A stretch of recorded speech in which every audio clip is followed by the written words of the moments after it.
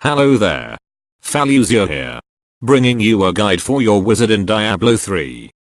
This guide will cover Melee Fire Wizard. It's intended strictly for fun. Whether it matches your playstyle or you're bored with the typical Archon or CM wizard builds. The gear for this build is very open to any DPS related stats you may already have. The only critical thing is having a fire damage weapon, as your melee damage will be buffed by conflagration, in addition to your meteor spell for handling large groups. Your primary attack should be Spectral Blade with healing blades. Surviving is critical for this build if you're playing it on an MP level. The next ability is Meteor with Molten Impact.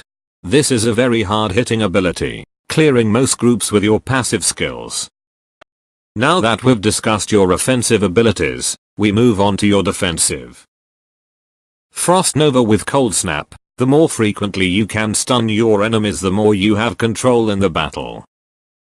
Diamond Skin with Crystal Shell. The more damage that is blocked, the more health you will regain from healing blades.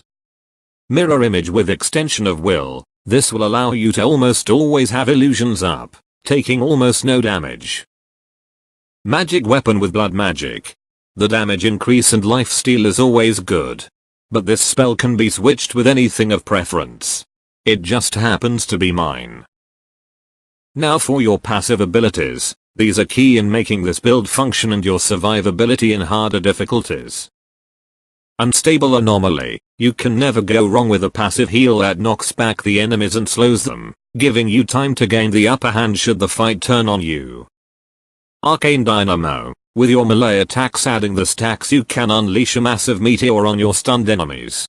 I've been able to one-shot elites doing this, but it is a preference passive. You can switch it for something else if you desire. Conflagration. There is no question as to why you would not use this ability with a build. As for the follower, I prefer to use the Enchantress for the control abilities. Even less damage taken. Followers are always preference. This build will require you to be quite aggressive, but to me this is what makes it fun. Most of the spells speak for themselves and there is no rotation to cast, just situational.